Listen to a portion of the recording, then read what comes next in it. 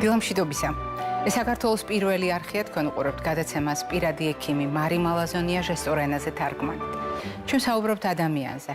სიმართლე გითხრათ, შეიძლება ბევრი თქვენგანი ფიქრობს, თუ არ მობეზრდა გადაცემის წამყვანს ყოველთვის ერთი და იგივე ფრაზის გამეორება.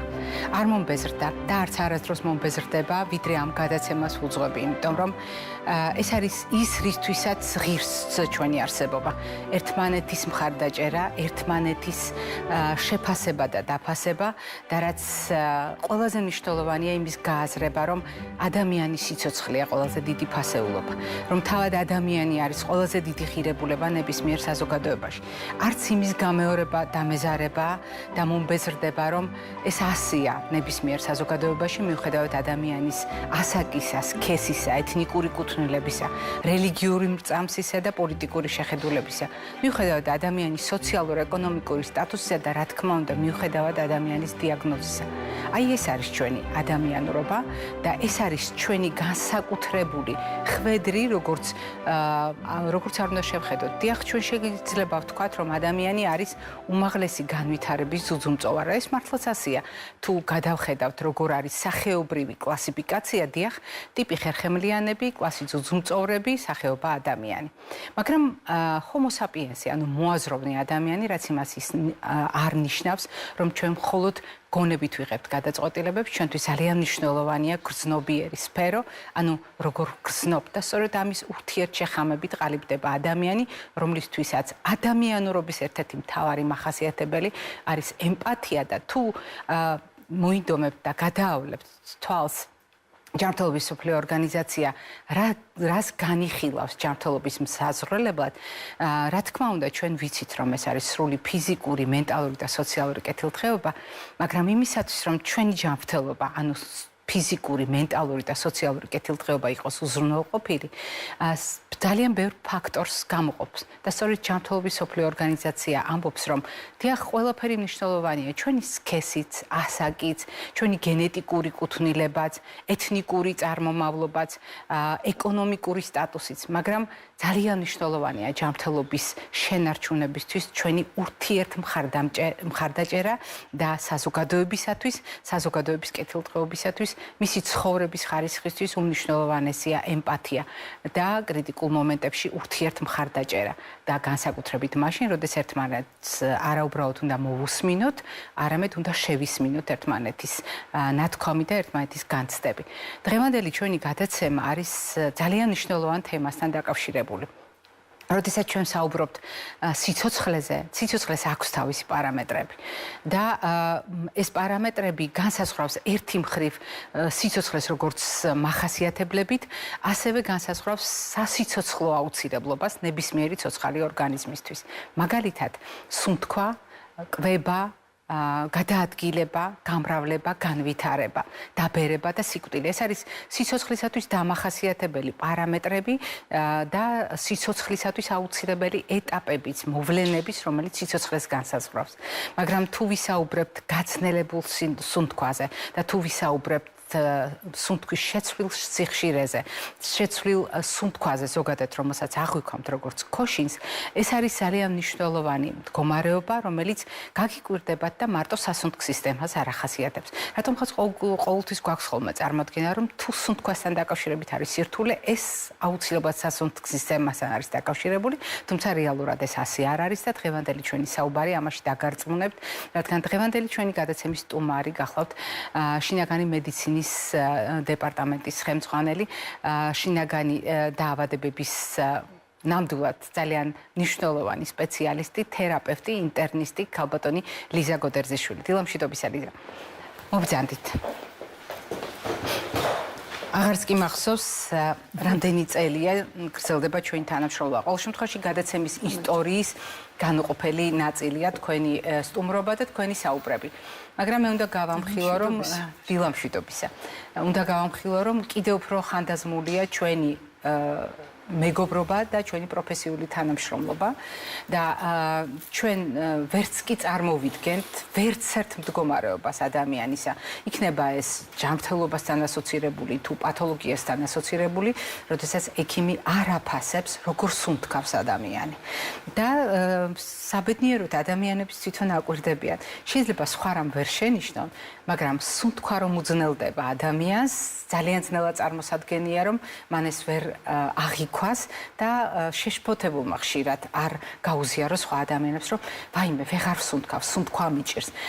და როგორია ამის ქვეშ ნაგულისხმები, ფრაზები, ეს კიდევ ცალკე საკითხი, ამაზე ჩვენ ვისაუბრებთ. მაგრამ რამდენად მნიშვნელოვანია სუნთქვა და სუნთქვის გაძნელება, გავიაზროთ ადამიანის სასიცოცხლო ფუნქციათა ჭრილში. ძალიან მნიშვნელოვანი თემაა, მარი. მართლა ისეთი მნიშვნელოვანი, რომ მინდა მადლობა გითხრა ამ თემის წამოწევისთვის, რადგან სუნთქვის გაძნელება, სუნთქვის პრობლემები არის ყველაზე ხშირი მიზეზი პაციენტების შეშფოთებისა, ადამიანების შეშფოთებისა, მათი ოჯახის წევრების შეშფოთებისა და ვიზიტებისა ექიმთან თუ სტაციონარში მოთავსების. არსებობს უამრავი მიზეზი ამის, რა თქმა უნდა.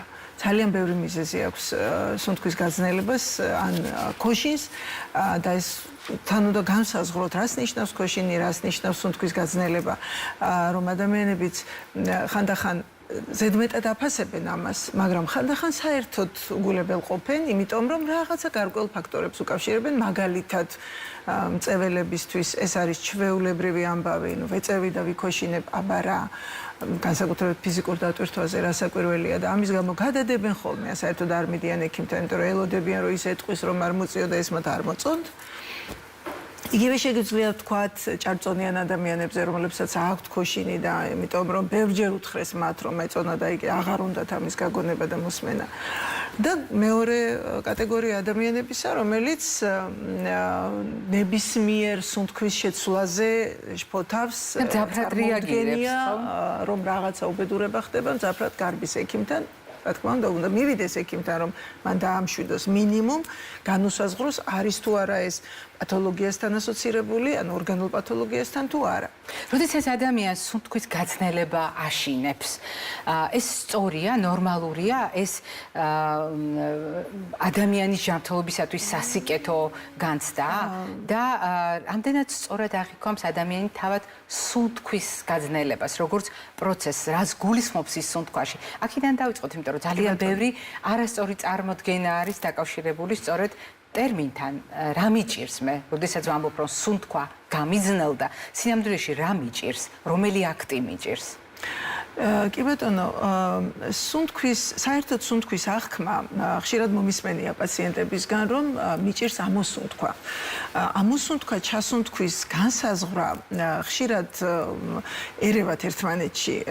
ეს ახლა არც არის აუცილებელი, შესაძლებელია, რომ ყველა დეტალი პაციენტმა თვითონ იცოდეს თავისი ჯანმრთელობის ფუნქცია, ფართო საზოგადოება, მაგრამ ამოსუნთქვის გაჭირვება, როცა ან გირეკავს პაციენტი, ან გეუბნება, არის კონკრეტულ დაავადებებთან ასოცირებული და აქ ძალიან განისაზღვროს რა არის ამოსუნთქვა და რა არის ჩასუნთქვა. ამოსუნთქვას ხშირად არ ქმევენ ჩასუნთქვას, იმიტომ რომ პირი უნდა გააღოდოს ჩაისუნთქვა და ეს დიაგნოზა ასოცირებულია.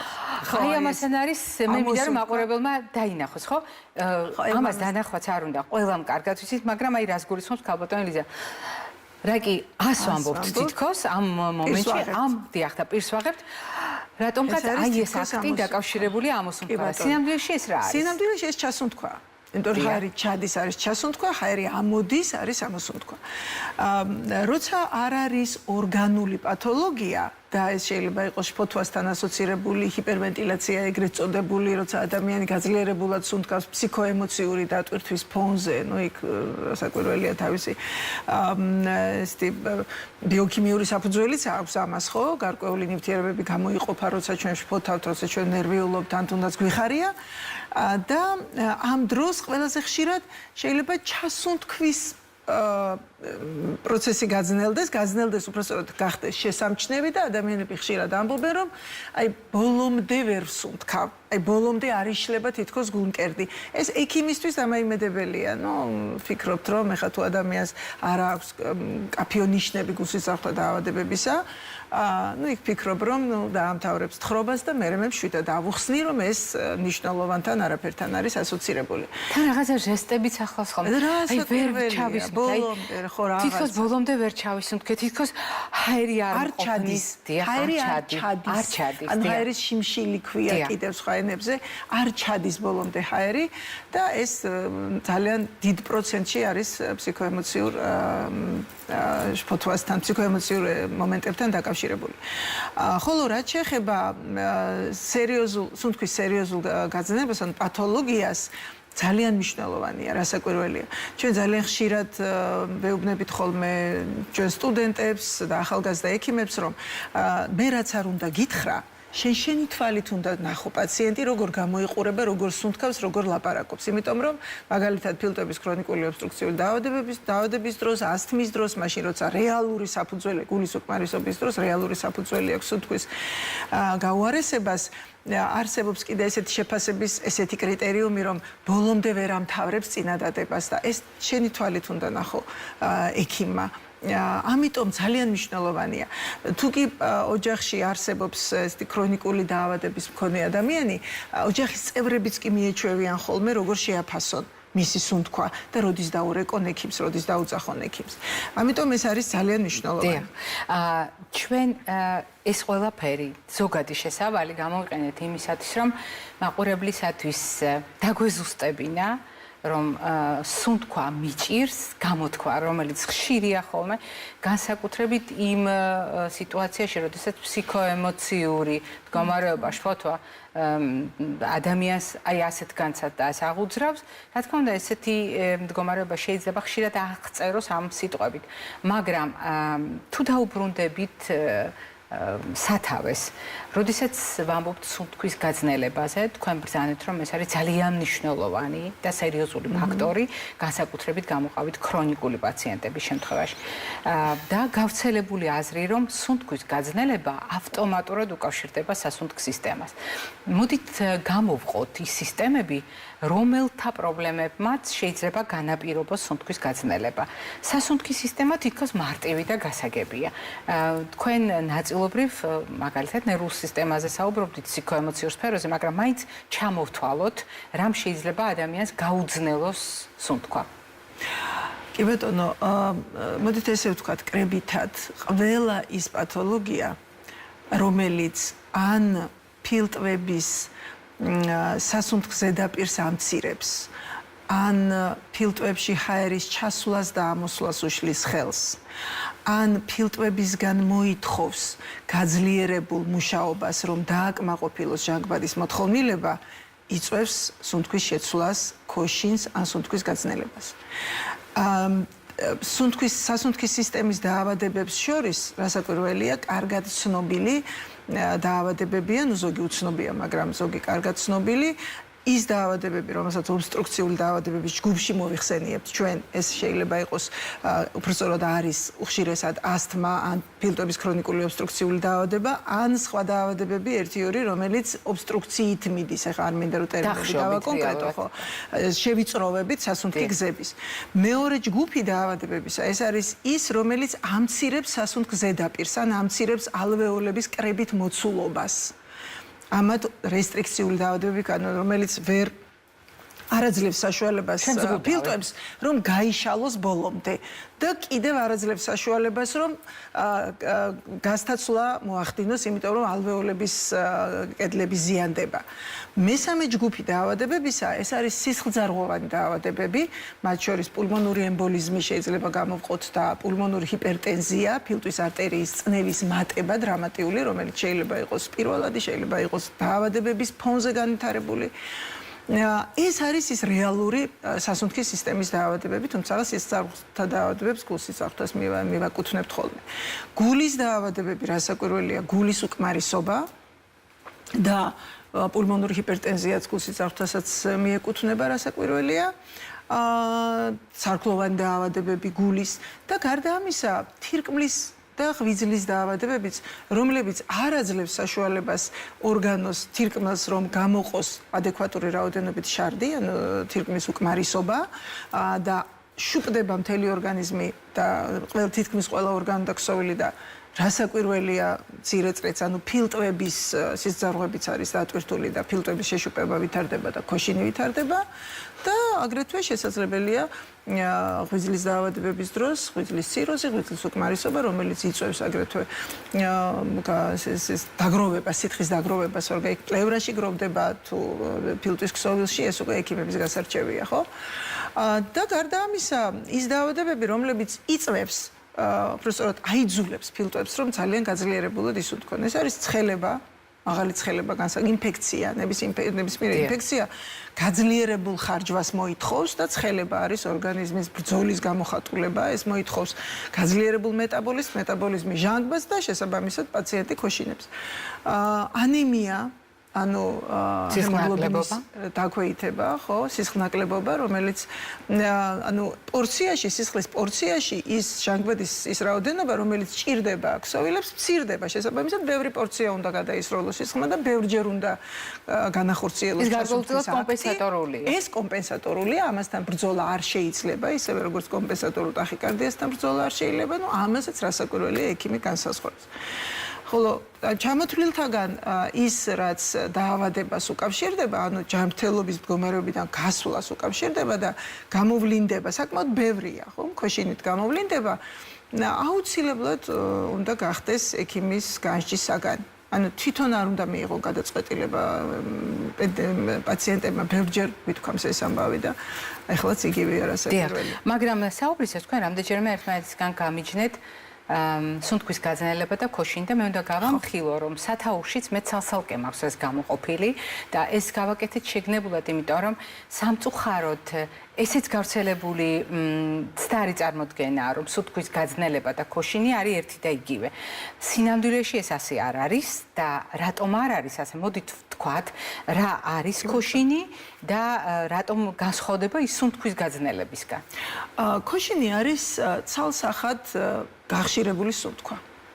ქოშინი ეს არის ის სუნთქვის სიჩქარის, ანუ სუნთქვა 12-დან 20-მდეა წუთში, საშუალოდ რომ ვთქვათ, და ამას რომ გადააჭარბებს და ქოშინებს ადამიანი სწრაფად უნდა სუნთქავდეს, იმისთვის რომ დააკმაყოფილოს ორგანიზმის ჟანგბადის მოთხოვნილება, ამას ქვია ქოშინი. ხოლო სუნთქვის გაძნელება შეიძლება არ იყოს დაკავშირებული სუნთქვის სიხშირის მატებასთან და ეს იყოს ჩასუნთქვის ან ამოსუნთქვის გაძნელება. მაგალითად, ამის ძალიან კლასიკური მაგალითია ასთმა. როცა შესაძლებელია რომ პაციენტს არ ქონდეს გახშირებული სუნთქვა, მაგრამ შეტევის დროს მას აქვს ძლიერ გახანგრძლივებული ამოსუნთქვა და თან ამოსუნთქვას ახლავს სტვენა, ხმაურიანი სუნთქვა, პაციენტის მიერაც აღიქმება ხოლმე და გარშემომყოფების მიერაც აღიქმება და ეს არის სუნთქვის გაძნელების კლასიკური მაგალითი, ოღონდ ისეთი, რომელსაც დაავადება იწვევს. არსებობს კიდევ ფსიქოემოციური მაგალითი სუნთქვის გაძნელებისა, როცა პაციენტი აღიქვამს ასე და ასე მოაქვს, როცა ამოსუნთქვას ხდის უფრო ხმაურიანს კი არა, იცით, ასოცირებულს რაღაცა გერის გამოცემა, ანუ ხვნეშა, რასაც ქვია. დიახ, ქართულ ენაში. ან ოხრა. ხო, აი ოხრა, ან ხვნეშა, კი ბატონო. ესეც გამოყოფილია ცალკე იმისთვის, რომ ამას ადამიანები მიმართავენ ხშირად, იმიტომ რომ მათ უადვილებს თითქოს ეს ამოსუნთქვას, ანუ ისინი რაღაც ენერგიას ხარჯავენ თუ რაღაცასთან აიგივებენ. კიდევ ვიმეორებ, რომ ეს შეიძლება იყოს დაავადებასთან ასოცირებულიც, არ არის გამორიცხული. არ შეიძლება ცალსახად ვთქვათ, რომ თუ ადამიანი ოხრავს, ის მარტო ფსიქოემოციურია. მაგრამ შეიძლება იყოს სუფთა ფსიქოემოციური. როდესაც ჩვენ საუბრობთ ამ თემაზე, ზოგჯერ ძალიან მკაფიო თემატურია ჩვენი ვიდეორჩევები, ზოგჯერ თემასთან დაახლოებული აქტუალურია ეს ვიდეორჩევები, ჩვენი ვიდეორჩევა, რომელიც მე ვფიქრობ ძალიან ბევრ ადამიანს ადგება ხოლმე, იმიტომ რომ არის ცხარტი, ძალიან პრაქტიკული და რაც თავარია მტკიცებით დადასტურებული რეკომენდაციების შესაბამისი. თუ გაციება, ანუ რესპირაციული ვირუსული ინფექცია გაგიხანგრძლივდათ, არ გამოგრჩეთ ალერგიული სურდოს ნიშნები, ცხვირის გაჭედვა, წყლიანი გამონადენი, ქავილი, ცემინება, ყურების ქავილი და დაგუბება. მიაქციეთ ყურადღება თუ გაქვთ სკლერების სიწითლე, ქუთუთოების ქავილი, ცრემლდენა.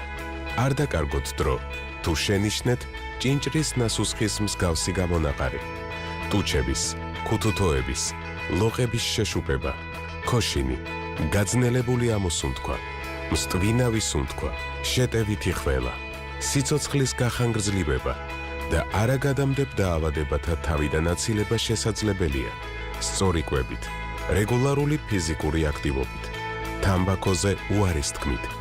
აირჩიე ჯანსაღი ცხოვრების წესი, პირადი ექიმის რჩევით. როდესაც ჩვენ საუბრობდით ქოშინსა და გაძნელებულ სუნთქვაზე, თქვენ ძალიან კარგად, მართალია მოკლე დროში, მაგრამ ძალიან კარგად აღწერეთ რამხელა გეოგრაფია შესაძლო მიზეზების.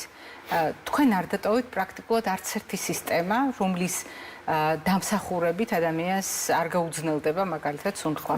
ერთი გამორჩა ძალიან მძიმე მიზეზი, ეს არის თავის ტვინში სისხლის მოქცევის მოშლა და განსაკუთრებით იმ ნაწილებში, რომელიც აკონტროლებს სუნთქვის სიხშირეს და საერთოდ სუნთქვის მექანიკას, სუნთქვის ცენტრი, ხო. ეს ძალიან მძიმეა, ეს უკვე სხვა ისეთი სიმპტომებით ვლინდება, რომ აუცილებლად ექიმს მიმართავენ. თუმცა ის გადის ზუსტად თქვენ მიერ ნახსენებს სისხლძარღვოვან პრობლემებში და სისხლძარღვოვან კატასტროფებში, როდესაც ჩვენ ეს გვაქვს გასათვალისწინებელი, მაგრამ მე დაუბრუნდები ფრაზას გეოგრაფიასთან დაკავშირებით, იმიტომ რომ დაწყებული ჩვენი ორგანიზმის დირიჟორისგან, ანუ თავის ტვინიდან დაწყებული, დასრულებული გამომყოფი სისტემებით პრაქტიკულად ყველა სასიცოცხლო ორგანოს და სისტემას შეიძლება ჰქონდეს ისეთი პათოლოგია და ისეთი მდგომარეობა, რომელიც გამოვლინდება სუნთქვის გაძნელებით. ამავე დროს თქვენ აღწერეთ მდგომარეობები, როდესაც ადამიანს ორგანული დაზიანება არ აქვს, მაგრამ აქვს ძალიან ბევრი საბაბი ფოთვისთვის, რაც შეიძლება ასევე გამოვლინდეს სუნთქვის გაძნელებით. და ცალკე გამიჩნდეთ ქოშინი, მდგომარეობა, როდესაც იცვლება სუნთქვის სიხშირე და რომელიც ასევე საყურადღება შეიძლება იყოს, თუმცა ზოგიერთ შემთხვევაში არის დამცავი, ერთგვარი დამცავი მექანიზმი, რომელსაც ორგანიზმი კომპენსატორულად ძირითადი პრობლემის გადასაფარად გამოიყენებს. როგორ უნდა მოვიქცეთ? თუ მაგალითად ჩვენს ახლოს ადამიანს აქვს ასეთი ჩივილი და ამბობს, რომ ვერ სუნთქვავ, სუნთქვა გამიზნელდა. ჰაერი არ ჩადის, როგორც წეღან თქვენ ბრძანეთ, ან მდგომარეობა, როდესაც ჩვენ ვხედავთ ობიექტურად, რომ ადამიანს ჩასუნთქვა ან ამოსუნთქვა უჭირს. განსაკუთრებით გვაშინებს ხოლმე, როდესაც ჩვენს გვერდით ადამიანს, ოჯახის წევრს, მაგალითად პატარას უცებ გაუხშირდა სუნთქვა, ანუ დაიწყო ქოშინი. აი ასეთ დროს როგორი უნდა მოიქცეს ადამიანი, რომელსაც არ აქვს სამედიცინო განათლება, რომელსაც არ აქვს უფლება, რომ მიაყენოს ზიანი სხვა ადამიანს, ეს ყველასათვის უნივერსალური რეკომენდაცია ხოლმე. არ მივაყენოთ ბნება ადამიანს. პირველი რაც შემიძლია ვთქვა, რომ ეს ქოშინი არის ორგანიზმის ბევრი დაავადების კარდინალური გამოვლინება, ამიტომ მით უმეტეს თუ უეცრად დაეწყო ქოშინი, ეს უეცრად დაწყებული ქოშინი შეიძლება იყოს ასოცირებული საკმაოდ მძიმე დაავადებებთან და ბავშვებში განსაკუთრებით ეს ინფექციებთან არის ასოცირებული, როგორც წესი და ინფექციები იწვევენ პნევმონიას საკმაოდ ხშირად, რესპირატორული ინფექციები და ამიტომ ეს პნევმონიების სეზონში ძალიან ხშირად ვაძლევთ ასეთ რეკომენდაციას, რომ როგორც კი შენიშნავთ ქოშინს, რომელიც არის სუნთქვის უკმარისობის ერთ-ერთი გამოვლინება, აუცილებლად მიმართეთ ექიმს. ანუ თუ ეს მოხდა უეცრად და ეს ამ ადამიანისთვის ჩვეული საერთოდ არ არის, ამიტომ აუცილებლად უნდა მოხდეს ამის ექიმის მიერ შეფასება. და ისედაც თვითონ პაციენტის თუ გრძნობს ამას, თუნდაც ნელ-ნელა დაუმძიმდეს, ასე ვთქვათ, სუნთქვა და ნელ-ნელა დაეწყოს ქოშინი, რომელიც პროგრესირებს, განსაკუთრებით უნდა მიმართოს ექიმს. ანუ უეცრად აღმოცენებული და პროგრესირებადი ქოშინი არის აბსოლუტური ჩვენება ექიმთან მიმართვის ან გამოძახების სასწრაფო დახმარების ბრიგადის. თუ ეს არის ქრონიკული და უკვე განსაზღვრულია ექიმის მიერ, პაციენტმაც იცის, ბევრჯერ უთხრეს მას ამის შესახებ, ეს უკვე დამოკიდებულია პაციენტის და მისი ოჯახის წევრების გაცნობიერებულობაზე, თვითონ ამ დიაგნოზთან და სიმპტომთან დაკავშირებით. ნახა, თუ პაციენტს შეუძლია ამისი თვითონ მართვა, ან ოჯახის წევრს შეუძლია ამისი მართვა და თუ ეს არის დაავადება, რომელსაც ის წამალი თქვა შესასუნთქი პრეპარატებს გულისხმობ პირველ რიგში შეტევის მოსახსნელად და ეს ეფექტური აღმოჩნდა და მათ შეუძლიათ ამისი გაკეთება გააკეთონ კი ბატონო და ექიმისგან აუცილებლად ექნებათ რჩება დარიგება, როგორ უნდა მოიქცნენ, როდის მიმართონ მას და ასე შემდეგ. თუ ეს არის ის კატეგორია ქოშინის, რომელსაც ჩვენ ცალსახად ფსიქოემოციურ ჯგუფში ვათავსებთ, მაშინ და განვიხილავთ, მაშინ ესეც დამოკიდებულია პაციენტის გადაწყვეტილებაზე, ну რას ისამს, თუ მას ეშინია, თუ მან ვერადავერ დაიჯერა, კიდე ერთხელ მივა ექიმთან და ის კიდე ერთხელ აუხსნის რა არის. და კიდევ ერთი რამე მინდა კიდევ აღნიშნო, იმიტომ რომ ჩემ პაციენტებს უკვე ქრონიკულ პაციენტებს უკვე ეცინებათ ხოლმე და ხანდახან სტუდენტებსაც და გარშემოყოფებსაც, რომ კიდევ ერთხელ უნდა განსაზღვროთ, რამდენად იღებს სითხეს ადამიანი და რამდენად როგორ იკვებება, იმიტომ რომ კვების მერე, ჭარბი კვების მერე აღმოცენებული ქოშინი არის ჩვეულებრივი ამბავი, ხო? მით უმეტეს ჭარბწონიან ადამიანებში და ადამიანები, რომლებსაც ნელ-ნელა აკლებენ სითხეს თავის ორგანიზმს და ადეკვატურად არ იღებენ წყალს, იქ უკვე მიდის იპოვოლემიისკენ, ანუ გაუწყლოებისკენ, როცა ორივე ორგანოს გაძლიერებული მუშაობა ჭირდება, როგორც გულის ასე ფილტვების ორგანიზმს, რომ როგორმე ის რაოდენობა სისხლის და ჟანგბადის მიაწოდოს ორგანოებს და ქსოვილებს. ძალიან დიდი მადლობა დღევანდელი სტუმრობისთვის და რეკომენდაციებისათვის. მე ვფიქრობ, სუნთქვის გაძლიერება არასდროს არის სასიამოვნო, როგორ გარემოშიც არ უნდა ვიყოთ და რა დიაგნოზიც არ უნდა გქონდეს და თუნდაც მაშინ, როგორც თქვენ ბრძანებით, ფსიქოემოციური ფაქტორების დამსახურებით იყოს ეს, ძალიან ძნელია ხოლმე ადამიანების დარწმუნება, რომ ეს საშიში არ არის და ამისათვის ნამდვილად ღირს კონსულტაცია ექიმთან, რომ მაქსიმალურად დარწმუნდეს, რამდენად უსაფრთხოა მისი მდგომარეობა. ხოლო რაც შეეხება რეკომენდაციებს, რაზედაც თქვენ საუბრობდით კონკრეტული პრობლემის არსებობისას, მე ვფიქრობ, თქვენი ფრაზა ძალიან მნიშვნელოვანი, რამდენად გათვითცნობიერებულია და ინფორმირებულია ოჯახი, იმიტომ რომ ერთია, როდესაც ჩვენ ქრონიკული დაავადებების შესახებ თვითონ ვიცით და მეორეა, როდესაც ჩვენ აღმოჩნდებით კონკრეტული პრობლემის წინაშე და ოჯახის წევრების ინფორმირება გვეხმარება ასეთ შემთხვევაში. ქრონიკული დაავადებების დროს ეს ძალიან მნიშვნელოვანია, ხო, ოჯახის წევრების. ქრონიკული დაავადებების დიდი ნაწილი, ძალიან დიდი ნაწილი, თითქმის ყველა ცვლის ცხოვრების წესს, ცხოვრების სტილს და ეს ეხებათ ხოლმე არა მხოლოდ პაციენტებს, ხანდახან ხშირად ოჯახის წევრებსაც. ასე რომ და მათი ცოდნა თქვენ ძალიან მნიშვნელოვანია პაციენტისათვის. მადლობა, ძალიან დიდი მადლობა ჩვენთან თანამშრომლობისთვის, დღევანდელი სტუმრობისთვის. მაყურებელს შევახსენებ, დღევანდელი ჩვენი გადაცემის სტუმარი გახლდათ შინაგანი მედიცინის დეპარტამენტის ხელმძღვანელი ექიმი, თერაპევტი, ინტერნისტი, ქალბატონი ლიზა გოდერძიშვილი. მე არ გემშვიდობებით, წინ მოკლე კვებით შუქნიშანი გველოდება.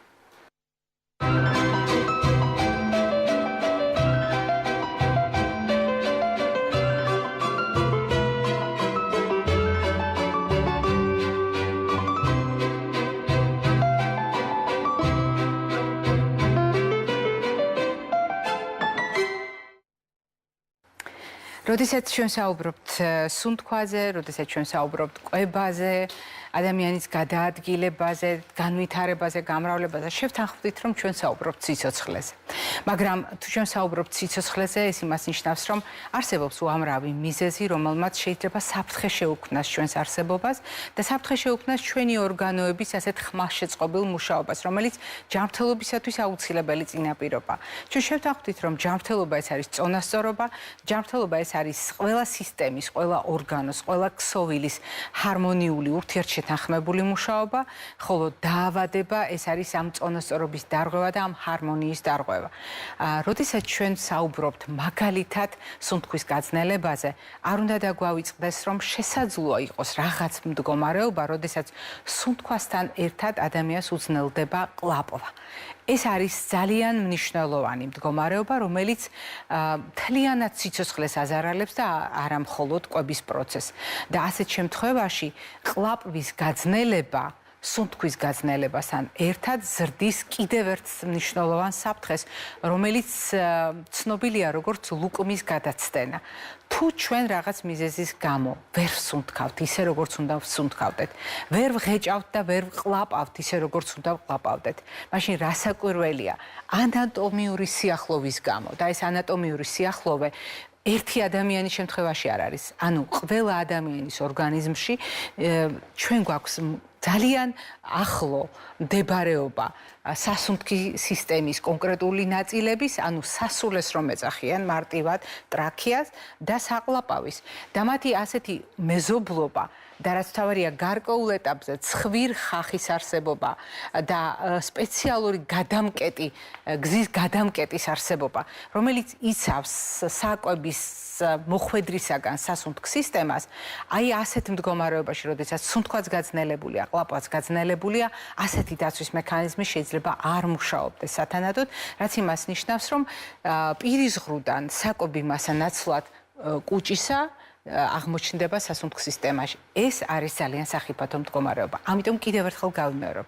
თუ თქვენი ოჯახის წევრს რაღაც მიზეზის გამო გაურთულდა ყლაპვა, აქვს ყლაპვის გაძნელება და ამავე დროს ეს ყველაფერი ხდება სუნთქვის გაძნელების ფონზე, გაითვალისწინეთ, რომ არსებობს ლუკმის გადაცდენის რისკი და ბევრი სხვა რისკი, რომელიც ამას თან ახლავს. მაგალითად, თუ ადამიანი ვერ ღეჭავს და ვერ ყლაპავს სათანადოდ, ეს იწვევს ორგანიზმის სისტემატურად ხარვეზით მომარაგებას და რა ხდება ასეთ დროს? მოდით გავაგრძელოთ ფიქრი ამაზე და ერთად მივიდეთ იმ ლოგიკურ დასკვნასთან, რასაც ქვია არასაკმარისი ნაკლებობა. დიახ, თუ ადამიანი ვერ ღეჭავს საკვებს, თუ ადამიანი ვერ ყლაპავს საკვებს, მაშინ როგორი საკვებიც არ უნდა შევურჩიოთ მას, ეს ნიშნავს იმას, რომ ეს საკვები და მასში არსებული საკვები ნივთიერებები დანიშნულების ადგილს ვერ მიაღწევს. მდგომარეობა, რომელიც ღეჭვას და ყლაპვას აფერხებს, ავტომატურად ზღუდავს ადამიანის ორგანიზმს საკვები ნივთიერებებისგან და ეს იწვევს ნაკლებობას.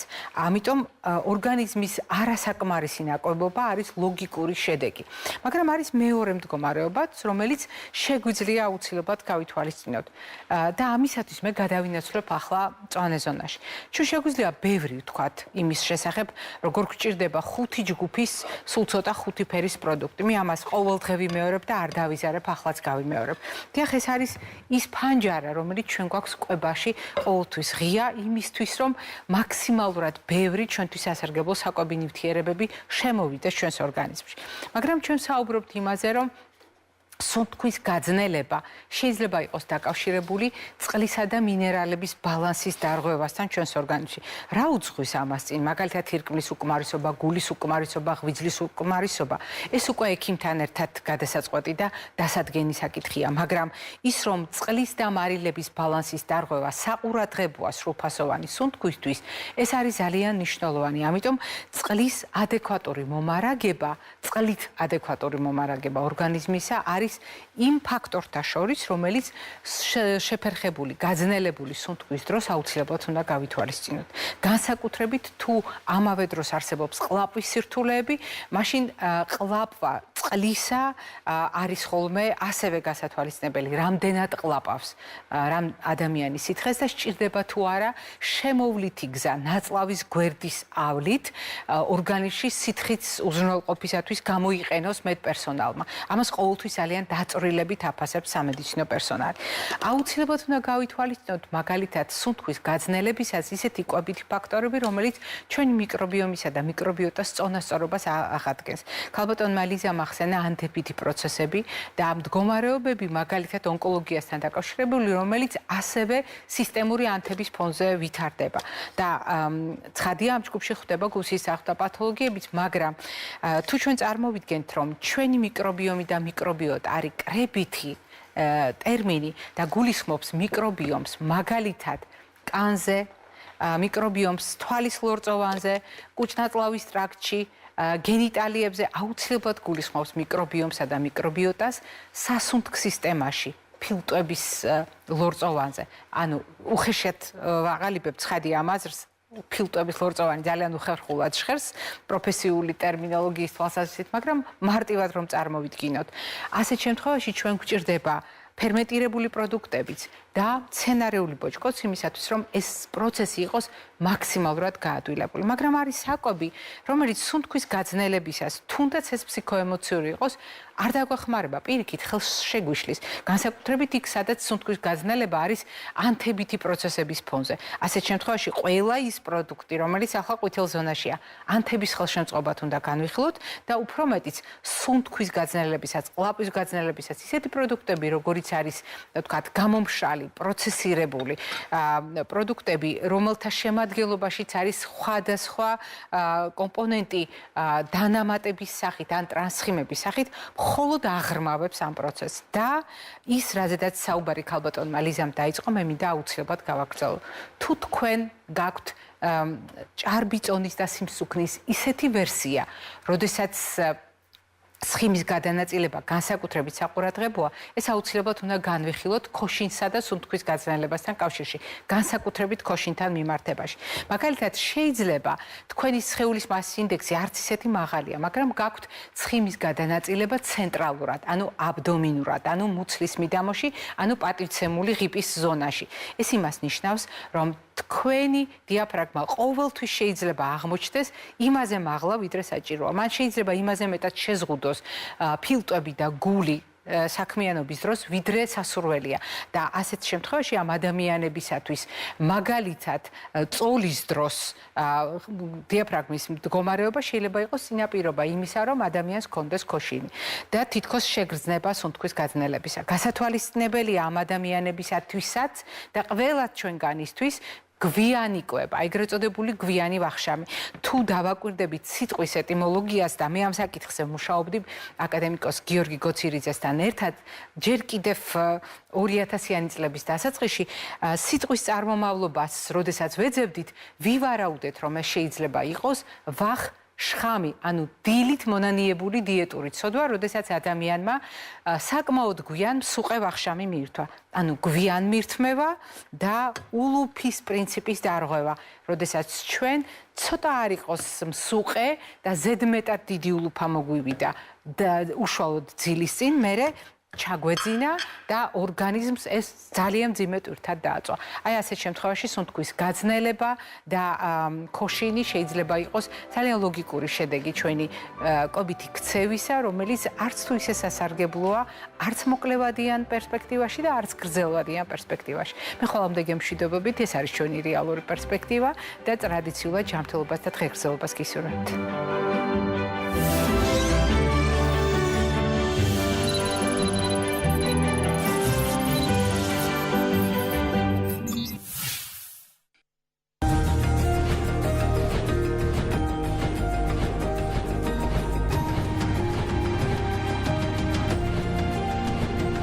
გაგრძელება იქნება